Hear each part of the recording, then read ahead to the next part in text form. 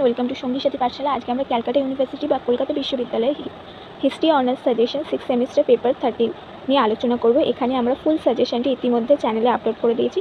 এখান থেকে আজকে আমরা একটি নোটস নিয়ে আলোচনা করব। আজকে আমরা ক্যাবিনেট মিশন বা মন্ত্রী মিশন বলতে কি বোঝো সেই সম্পর্কে সংক্ষিপ্ত টিকা লেখো, এই বিষয়টি নিয়ে আলোচনা করব। এই বিষয়ের নোটসটি আমরা পুরোপুরি এখানে আজকে তোমাদের জন্য তুলে দেবো। বলছে, দ্বিতীয় বিশ্বযুদ্ধ চলাকালীন ভারতের উত্তেজনাপূর্ণ রাজনৈতিক অবস্থা পর্যবেক্ষণ করে ব্রিটিশ সরকার উপলব্ধি করে যে ভারতে ইংরেজ শাসনের অবসান আসন্ন। 1946-এর নৌবিদ্রোহ তা আরও স্পষ্ট হয়। নৌবিদ্রোহ আরম্ভ হওয়ার পরদিনই ব্রিটিশ প্রধানমন্ত্রী মিস্টার এটমস কমন্স সভায় ঘোষণা করেন যে ব্রিটিশ ক্যাবিনেটের 3 জন মন্ত্রী Lord Lawrence, Sir Stafford Cripps, A আলেকজান্ডারকে নিয়ে একটি মিশন ভারতীয় সমস্যা পর্যালোচনার জন্য ভারত যাবেন এবং এই মিশন মন্ত্রী মিশন বা ক্যাবিনেট মিশন নামে ইতিহাসে খ্যাত। 1946 খ্রিস্টাব্দের 24শে মার্চ মন্ত্রী মিশন ভারতে আসে। মন্ত্রী মিশন ভারতের বিভিন্ন রাজনৈতিক দল, গোষ্ঠী এবং সম্প্রদায়ের সঙ্গে ভারতের রাজনৈতিক সমস্যা নিয়ে আলাপ আলোচনা চালায়, কিন্তু এখানকার নেতারা কোনো ঐক্যমতে উপনীত না হতে পারায়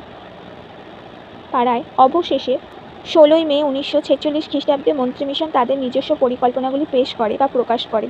এই পরিকল্পনায় বলা হয়, 1. ব্রিটিশ ভারত এবং দেশীয় রাজ্যগুলিকে নিয়ে একটি যুক্তরাষ্ট্র গঠন করা হবে।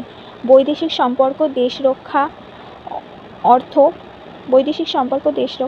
এবং যোগাযোগ ব্যবস্থা, এই 4টি বিভাগের দায়িত্ব থাকবে প্রস্তাবিত যুক্তরাষ্ট্রের কেন্দ্রীয় সরকারের। অন্যান্য সমস্ত বিষয়ে অঙ্গরাজ্যগুলি স্বায়ত্তশাসনের অধিকার ভোগ করবে। 2. গ্রুপিং করে প্রদেশগুলিকে ক, খ এবং গ এই 3 ভাগে বিভক্ত করা হবে। ক বিভাগে থাকবে হিন্দু প্রধান মাদ্রাজ, বোম্বাই, মধ্যপ্রদেশ, যুক্তপ্রদেশ, বিহার ও উড়িষ্যা। মুসলিম প্রধান পাঞ্জাব, উত্তর পশ্চিম সীমান্ত প্রদেশের বালুচিস্তান ও সিন্ধু প্রদেশ খ বিভাগের অন্তর্ভুক্ত হবে। গ বিভাগে থাকবে বাংলা ও আসাম, যে হিন্দু ও মুসলমানের অনুপাত প্রায় সমান। 3. প্রত্যেক গ্রুপ নিজ নিজ এলাকার জন্য নিজস্ব সংবিধানের অধিকার পাবে, কিন্তু ভারতীয় যুক্তরাষ্ট্রের সংবিধান প্রণয়ন করবে সমস্ত গ্রুপ এবং দেশের রাজ্যের প্রতিনিধিবর্গ মিলিতভাবে। 4. রাষ্ট্র ক্ষমতা হস্তান্তরের জন্য ব্রিটেনের সঙ্গে একটি সন্ধি স্বাক্ষরিত হবে। দেশীয় রাজ্যগুলি ব্রিটেনের কাছ থেকে তাদের নিজস্ব সার্বভৌম ক্ষমতা ফিরে পেয়েছে বলে ওই সন্ধিতে উল্লেখিত থাকবে। 5. নতুন সংবিধান রচিত না হওয়া পর্যন্ত মুখ্য ভারতীয় রাজনৈতিক দলগুলির প্রতিনিধিদের নিয়ে একটি অন্তর্বর্তী সরকার গঠন করা হবে। 6. নতুন সংবিধান অনুযায়ী নির্বাচনের পর কোনো প্রদেশ ইচ্ছা করলে তার নির্দিষ্ট বিভাগ থেকে বেরিয়ে আসতে পারবে। প্রদেশগুলিকে বিভিন্ন শ্রেণীতে বিভক্ত করার নীতি সমর্থন না করলেও ভারতবাসীদের হাতে ক্ষমতা হস্তান্তরের প্রস্তাব কংগ্রেসকে আকৃষ্ট করেছিল। পাকিস্তান প্রস্তাব অস্বীকার করলেও মুসলিম লীগ এতে আনন্দিত হয়। উভয় পক্ষ গণপরিষদের নির্বাচনে অংশগ্রহণ করে। এই নির্বাচনে 296টি আসনের মধ্যে কংগ্রেস ও তার সহযোগী দল লাভ করে 220টি আসন এবং মুসলিম লীগ লাভ করে 73টি আসন।